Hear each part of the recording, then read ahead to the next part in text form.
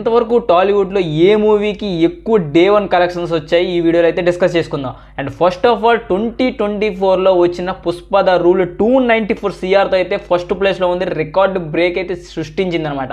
ఇప్పటి వరకు అన్ని మూవీస్లో టాలీవుడ్లో కాదు ఓల్ ఇండియాలో కూడా 294 CR సెట్ చేసి పుష్ప ద రూల్ అయితే ఫస్ట్ ఉంది. And second one RRR 223 CR NTR and Ram Charan combination వచ్చిన ఈ మూవీ 223 CR అయితే కలెక్ట్ చేసింది అనమాట. And third one Baahubali 218 CR అప్పుడు రికార్డు బ్రేకింగ్ అనమాట. మొన్నటి వరకు ఆ రికార్డ్ అయితే బ్రేక్ చేయలేదు ఎంతవరకు, RRR వచ్చినంత వరకు.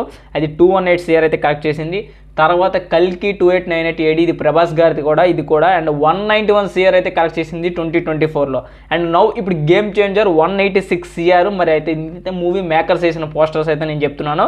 186 CR అయితే కలెక్ట్ చేసింది. And fifth one Salaar 178 CR. And Devara 172 CR. And Adipurush అనమాట 140 CR అనమాట. And Saaho 136 CR.